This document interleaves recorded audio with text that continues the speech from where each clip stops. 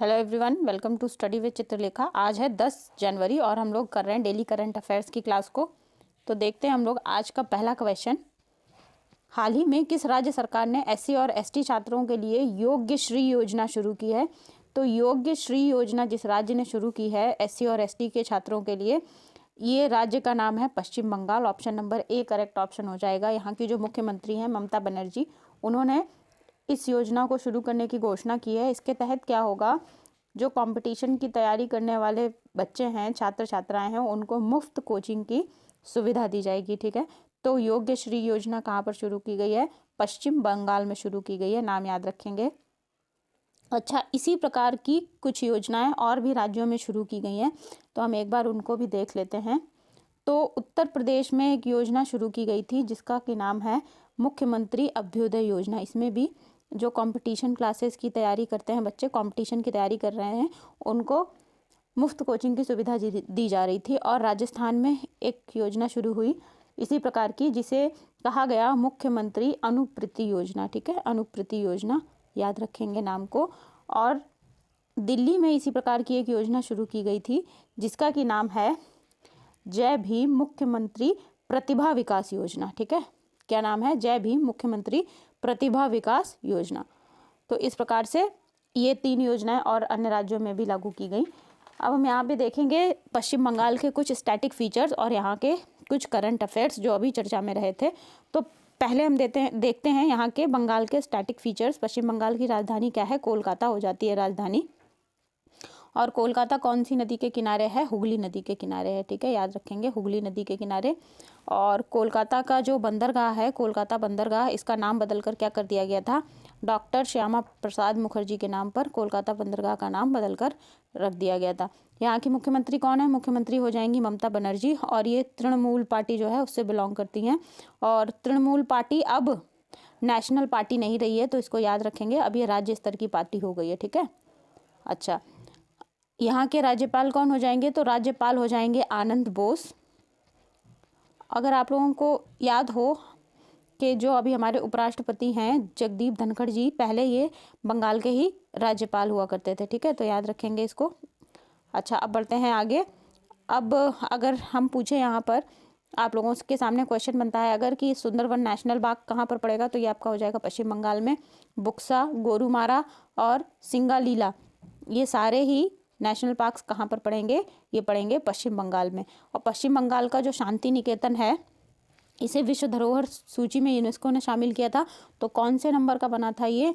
41वें number का बना था। और 42वें नंबर का जो लेटेस्ट बना है वो है होयसल मंदिर। याद रखेंगे इसको, होयसल मंदिर भी। ठीक है, अच्छा, अब बताओ, देखो, विश्व भारती विश्वविद्यालय जो है, विश्व भारती विश्वविद्यालय दुनिया का पहला लिविंग हेरिटेज यूनिवर्सिटी बना है, तो इसलिए ये हो जाता है इम्पॉर्टेंट। इसको ध्यान रखेंगे, क्योंकि ये जो लिविंग हेरिटेज है ये अमूर्त संस्कृति को दिया जाता है, लेकिन ये पहला ऐसा मूर्त संस्कृति है जिसको अमूर्त संस्कृति में शामिल किया है यूनेस्को ने। ठीक है, तो इसको देख रहे हैं कोलकाता। तो कोलकाता पश्चिम बंगाल की राजधानी है, ये तो हम जानते ही हैं। लेकिन अभी एनसीआरबी की एक रिपोर्ट आई थी। रिपोर्ट में एनसीआरबी ने क्या बताया था? एनसीआरबी ने कहा था कि महिलाओं के लिए सबसे सेफेस्ट जगह कौन है? कोलकाता है। ठीक है, और ये लगातार दूसरी बात कोलकाता ने ये टैग, ये उपाधि प्राप्त की है। ठीक है, ध्यान रखिएगा इसको। बढ़ते हैं आगे, देखते हैं अगला क्वेश्चन। हाल ही में अंतर्देशीय जलमार्ग विकास परिषद की पहली बैठक कहाँ आयोजित की गई है? तो अंतर्देशीय जलमार्ग विकास परिषद की जो पहली बैठक है ये आयोजित की गई है कोलकाता में। Option number C correct option हो जाएगा। ठीक है, और ये अंतर्देशीय जलमार्ग विकास परिषद को हम लोग इनलैंड वाटरवेज डेवलपमेंट काउंसिल भी कहते हैं। और इसका आयोजन किसने किया है? तो आयोजन किया है शिपिंग मंत्रालय ने, जिसे जहाज रानी मंत्रालय भी कहा जाता है। और मंत्री कौन है? जहाज रानी मंत्री कौन है? ये हो जाएंगे सरबंदा सोनेवाल। ठीक है, नाम याद रखेंगे, सरबंदा सोनेवाल जो जहाज रानी मंत्री हैं, उन्होंने इसमें हिस्सा भी लिया है। अब देखते हैं आगे कि इसका उद्देश्य क्या है। तो जो अंतर्देशीय जलमार्ग विकास परिषद की बैठक हुई है, इसका उद्देश्य है कि जल परिवहन के क्षेत्र में सतत विकास को बढ़ावा देना, हरित नौकाओं को बढ़ावा देना। हरित नौका से मतलब हो गया कि जो प्रदूषण फैलता है समुद्र में, प्लस ये जो चलती हैं फ्यूल से, ठीक है, इसकी जगह पे जो सोलर प्लेट से चलने वाली जहाज हैं उनको बढ़ावा देना, ठीक है। नदी क्रूज टर्मिनलों की संख्या जो है बढ़ाकर अभी 15 है तो 15 से बढ़ाकर 185 कर दी जाएगी, ऐसा इस मीटिंग में कहा गया है। और क्रूज सर्किटों की संख्या भी बढ़ाई जाएगी, 17 से बढ़ा करके 80 की जाएगी, ठीक है। तो ये सारे काम हुए हैं इसमें। जो ये अंतर्देशीय जल मार्ग विकास परिषद है, इसका जो पहली बैठक हुई है कोलकाता में, वहाँ पर, ठीक है। इसकी स्थापना कब हुई थी? तो भारत सरकार के द्वारा अंतर्देशीय जल मार्ग विकास परिषद की स्थापना हुई थी। कब हुई थी? अक्टूबर 2023 में हुई थी, ठीक है, याद रखेंगे 2023 में। और भारतीय अंतर्देशीय जलमार्ग प्राधिकरण की स्थापना कब हुई थी? तो अगर क्वेश्चन बनता है कि भारत अंतर्देशीय जलमार्ग प्राधिकरण की स्थापना कब हुई थी, तो ये आपकी हो जाएगी 27 अक्टूबर 1986 में, ठीक है। और ये जो भारतीय अंतर्देशीय जलमार्ग विकास प्राधिकरण है, ये किस मंत्रालय के अंतर्गत काम करता है? तो ये जो है जहाज रानी मंत्रालय के अंतर्गत कार्य करता है और ये एक सांविधिक निकाय है। इसका हेडक्वार्टर कहाँ पर है? हेडक्वार्टर हो जाएगा आपका नोएडा में, ठीक है। और अध्यक्ष कौन है? अध्यक्ष हो जाएंगे संजय बंदोपाध्याय। अच्छा, अब यहाँ पे एक इम्पॉर्टेंट क्वेश्चन बनता है, वो ये कि नेशनल वाटरवे नंबर 1 किस नदी पर है? तो ये हो जाएगा आपका गंगा नदी पर, ठीक है। सबसे पहला नेशनल वाटरवे बना था ये गंगा नदी पर। कहाँ से कहाँ तक है? तो ये उत्तर प्रदेश के प्रयागराज से हल्दिया तक है, ठीक है, हल्दिया तक, याद रखिएगा। और NW2 किस पर है, कौन सी नदी पर है? तो ये हो जाएगा आपका ब्रह्मपुत्र नदी पर। और ये कहाँ से कहाँ तक है? ये हो जाएगा धुबरी से सादिया तक, ठीक है। अच्छा, अभी एक ग्लोबल मैरीटाइम इंडिया समिट हुई थी। कहाँ पर हुई थी? ग्लोबल मैरीटाइम इंडिया समिट 2023 में जो आयोजित की गई थी, ये हुई थी मुंबई में, ठीक है, मुंबई में हुई थी। और इसका ये कौन सा संस्करण था? 3rd संस्करण था, 3रा संस्करण था, याद रखिएगा।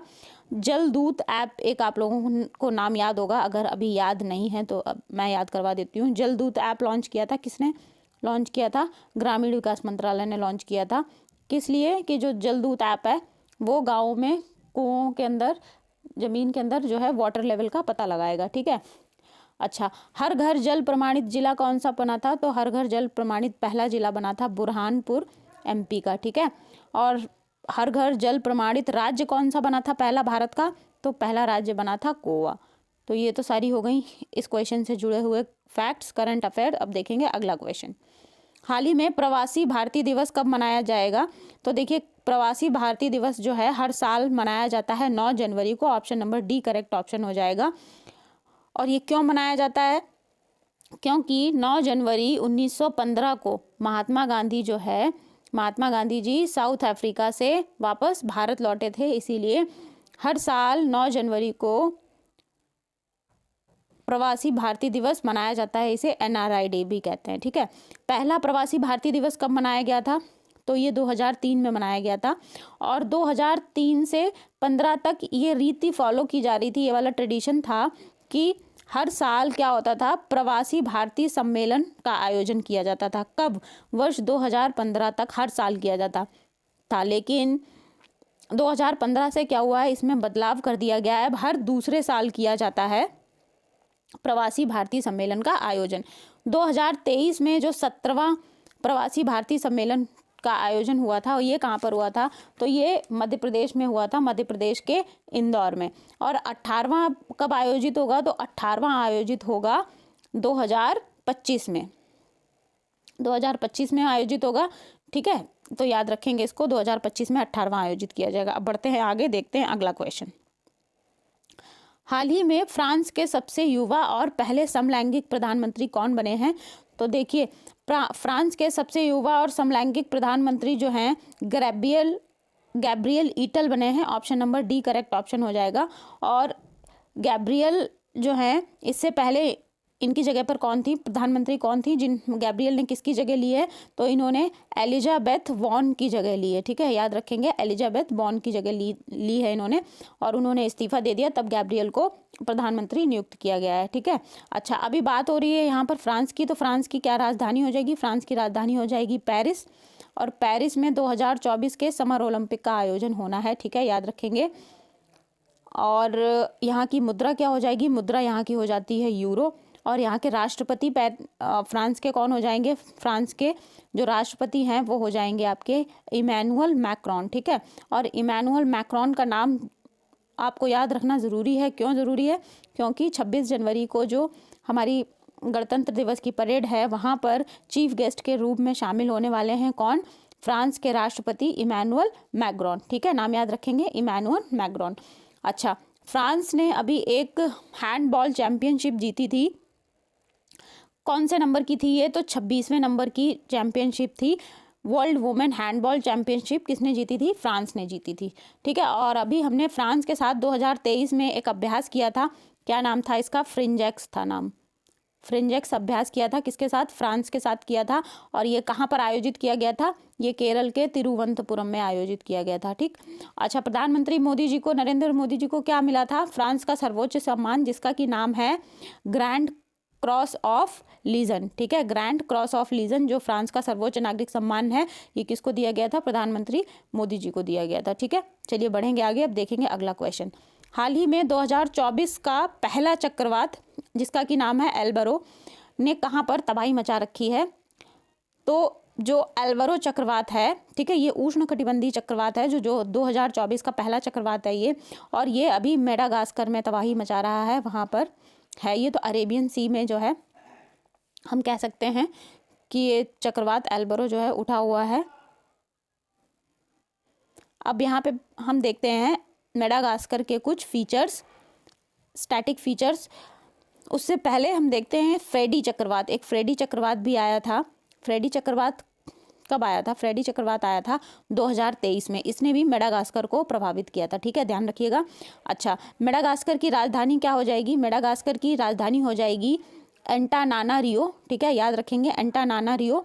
और यहाँ की मुद्रा क्या हो जाती है? यहाँ की मुद्रा हो जाती है एरियारी। एरियारी यहाँ की मुद्रा हो जाती है। और राष्ट्रपति कौन है? तो राष्ट्रपति हो जाएंगे एंड्री रेजियोना। एंड्री राजोलियाना जो हैं क्या हो जाएंगे? यहाँ के राष्ट्रपति हो जाएंगे।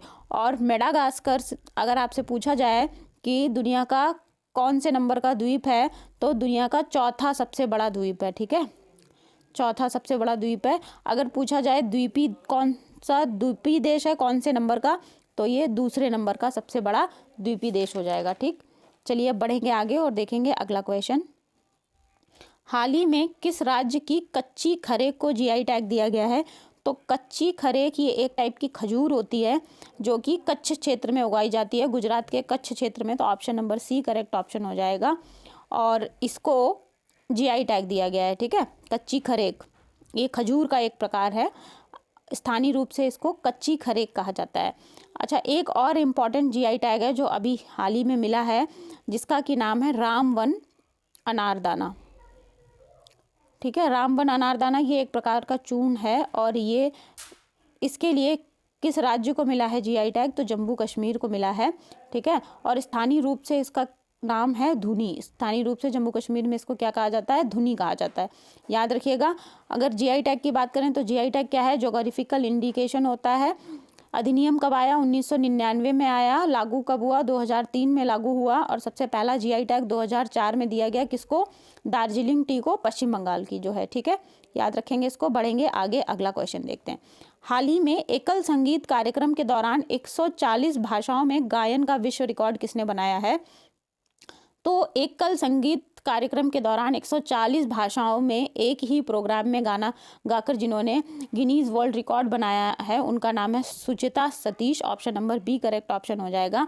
ये परफॉर्मेंस इन्होंने यूएई में दी है जहाँ पे यूनाइटेड वर्ल्ड कंसर्न चल रहा था। ठीक है, कॉन्सर्ट चल रहा था और उन्होंने 140 भाषाओं में एक ही मंच पर एक ही प्रोग्राम में गायन प्रस्तुत किया है संगीत कार्यक्रम के दौरान, जिसमें इन्होंने गिनीज वर्ल्ड रिकॉर्ड बनाया है। ठीक है, और सुचिता सतीश जो हैं बिलोंग कहाँ को करती हैं? ये भारत के केरल राज्य को बिलोंग करती है। ठीक है, अच्छा, गिनीज वर्ल्ड रिकॉर्ड अभी कुछ और जगह पर भी बनाया गया था। देखिए, 108 स्थानों पर गुजरात में लोगों ने एक साथ सूर्य नमस्कार करके वर्ल्ड रिकॉर्ड बनाया था। कहाँ पर बनाया था? गुजरात में बनाया था। एमपी के ग्वालियर में आप लोगों को याद हो अभी 1200 लोगों ने एक साथ तबला बजाया था, तो वहाँ पे भी गिनीज वर्ल्ड रिकॉर्ड बना था। ठीक है, असम सरकार ने एक योजना चलाई थी अमृत वृक्ष आंदोलन। तो अमृत वृक्ष आंदोलन के अंतर्गत असम सरकार ने एक दिन में 1 करोड़ पौधे लगाए थे, 1 करोड़ वृक्षारोपण किया था। तो इनको भी 8 गिनीज वर्ल्ड रिकॉर्ड मिले थे असम सरकार को। ठीक है, तो ये तो हो गए हमारे वर्ल्ड रिकॉर्ड्स। अब हम बढ़ते हैं आगे, देखते हैं अगला क्वेश्चन। भारत सरकार के द्वारा भारत पार्क किस देश में खोला जाएगा? तो भारत सरकार के द्वारा भारत पार्क जो है यूएई में खोला जाएगा। Option number C correct option हो जाएगा। जो कपड़ा मंत्री हैं इस समय हमारे पीयूष गोयल जिनका नाम है, ये भारत के टेक्सटाइल उत्पादों को बढ़ावा देने के लिए, भारत के टेक्सटाइल को प्रमोट करने के लिए इन्होंने यूएई में भारत पार्क के नाम से एक टेक्सटाइल पार्क को खोलने की घोषणा की है। ठीक है, तो भारत पार्क कहाँ पर खोला जाएगा? ये खोला जाएगा यूएई में। देखेंगे अगला क्वेश्चन। हाल ही में कितने लोकसभा सांसदों को संसद रत्न सम्मान के लिए चुना गया है? तो संसद रत्न सम्मान के लिए जिन सांसदों को चुना गया है उनकी संख्या है 5। ठीक है, option number A correct option होगा। इस सम्मान किन सांसदों को दिया जाता है, इसके लिए भी टर्म्स एंड कंडीशंस हैं, वो कुछ इस प्रकार से हैं। संसद में जिन सांसदों का काम जो है बेहतरीन होता है, उनके खिलाफ कंप्लेंट्स कम होती हैं, कुल मिलाकर उनको इस सम्मान के लिए चुना जाता है। और ये सम्मान जो है, जो हमारे पूर्व राष्ट्रपति थे डॉक्टर एपीजे कलाम, उनके सलाह पर ये सम्मान जो है शुरू किया गया था। ठीक है, याद रखेंगे किसकी सलाह पर शुरू किया गया था? डॉक्टर एपीजे कलाम, जो कि हमारे पूर्व राष्ट्रपति रह चुके हैं, जिन्हें कि मिसाइल मैन के नाम से जाना जाता है। अच्छा, अब नाम देखते हैं ये 5 सांसद हैं कौन कौन। तो एक पहले तो हैं सुकांत मजूमदार, ठीक है, जो कि बीजेपी से बिलोंग करते हैं। दूसरे हैं श्रीकांत एकनाथ शिंदे, जो कि शिवसेना से हैं। ठीक है, सुधीर गुप्ता भी बीजेपी से बिलोंग करते हैं। राम सिंह कोल्हे, ये एनसीपी से बिलोंग करते हैं। ठीक है, और कुलदीप राय शर्मा जो 5वें हैं, ये कांग्रेस पार्टी से बिलोंग करते हैं। ठीक है, तो ये 5 नाम याद रखिएगा। आप बढ़ेंगे आगे, देखेंगे अगला क्वेश्चन। हाल ही में किस कंपनी ने कृष्णा गोदावरी बेसिन में पहली बार तेल उत्पादन शुरू किया है? तो पहली बार कृष्णा गोदावरी बेसिन में जो है तेल उत्पादन शुरू किया है ओएनजीसी ने। ठीक है, oil and natural gas company इसका पूरा नाम हो जाता है। और इसका हेडक्वार्टर कहाँ पर है? हेडक्वार्टर इसका हो जाएगा नई दिल्ली में। और इसके हेड कौन है? अरुण कुमार सिंह हैं। तो ओएनजीसी जो है, इसने पहली बार कृष्णा गोदावरी बेसिन, जो कि बंगाल की खाड़ी के में पड़ता है, ठीक है, बंगाल की खाड़ी में पहली बार तेल उत्पादन शुरू किया है। इससे क्या होने वाला है कि भारत में जो है स्वदेशी तेल के ऊपर भारत की आत्मनिर्भरता बढ़ेगी। ठीक है, अच्छा, ओएनजीसी ने जहाँ पर अपना ये प्रोजेक्ट शुरू किया है उस जगह का नाम क्या है? तो उस जगह का नाम हो जाएगा KGDWN98 ब्लॉक 2। ठीक है, KG से आप समझिए कृष्णा एंड गोदावरी। ठीक है, ये जो KG है ये कृष्णा एंड गोदावरी को डिनोट करता है। वहीं पर ओएनजीसी ने बंगाल की खाड़ी में अपना ये प्रोजेक्ट शुरू किया है। अच्छा, अब यहाँ से 2 इम्पॉर्टेंट क्वेश्चन निकल के आते हैं जो कि बनते हैं आपके ज्योग्राफी से। ठीक है, ज्योग्राफी से जो 2 क्वेश्चन बन रहे हैं वो ये कि कृष्णा नदी का उद्गम कहाँ से होता है। तो अगर आपके सामने कभी ये क्वेश्चन आएगा कि कृष्णा नदी का उद्गम कहाँ से होता है, कृष्णा नदी का उद्गम होता है महाबलेश्वर की पहाड़ियों से, महाराष्ट्र से। याद रखिएगा, महाबलेश्वर की पहाड़ियों से, महाराष्ट्र से। और इसका विसर्जन कहाँ होता है? बंगाल की खाड़ी में होता है। गोदावरी नदी का उद्गम स्थल कहाँ पर है?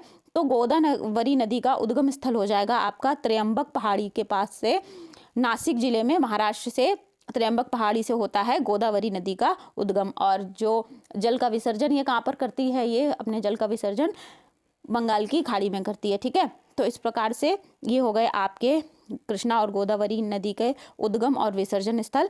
और ये था हमारा 10 जनवरी का करंट अफेयर। जो इंपॉर्टेंट क्वेश्चन बनते थे वो हमने यहाँ पर डिस्कस किए हैं। अब वीडियो खत्म होने वाला है, तो वीडियो पसंद आया है तो इसे लाइक करिएगा, अपने स्टडी ग्रुप्स में इसको शेयर भी करेंगे। और अगर चैनल पर पहली बार आए हैं, वीडियो पहली बार देख रहे हैं, तो चैनल को सब्सक्राइब कर लीजिएगा। मिलते हैं अगले क्लास में। Thank you everyone.